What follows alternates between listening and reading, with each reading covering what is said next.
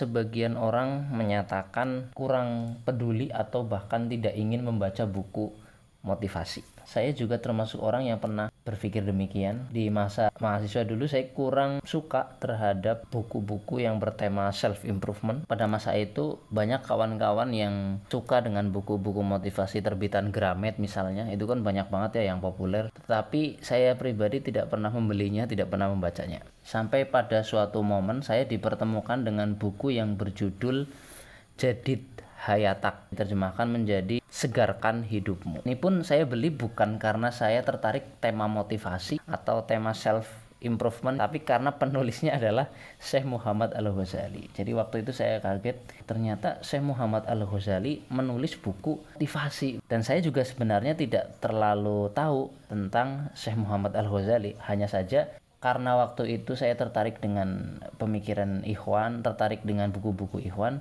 Di sana saya dapati atau sering disebut nama Muhammad Al-Ghazali. Ya udah saya beli saja, entah nanti dibacanya kapan itu urusan nanti begitu. Saya beli dulu gitu. Hingga pada suatu waktu ketika saya sudah berkeluarga, baru tuh kebutuhan akan buku motivasi itu mendekat di tengah hidup yang sudah mulai real begitu ya dalam tanda petik. Akhirnya saya merasa butuh buku motivasi. Buku yang dulu saya pernah beli itu akhirnya saya buka, saya baca. Di luar dugaan bahwa buku ini sangat menarik. Di buku ini Syekh Muhammad Al-Ghazali menyebut-nyebut nama Carnegie. Saya penasaran kan, karena ketika saya masih ngampus, teman-teman saya sering beli buku-buku Carnegie. Tapi saya tidak pernah tertarik sampai akhirnya saya juga dipertemukan dengan buku Carnegie yang berjudul Cara Mengatasi Rasa Cemas dan Depresi. Dan ternyata buku inilah yang menjadi acuan dari Syekh Muhammad Al-Ghazali menulis buku Jadid Hayatak. Carnegie mempopulerkan bukunya di barat, maka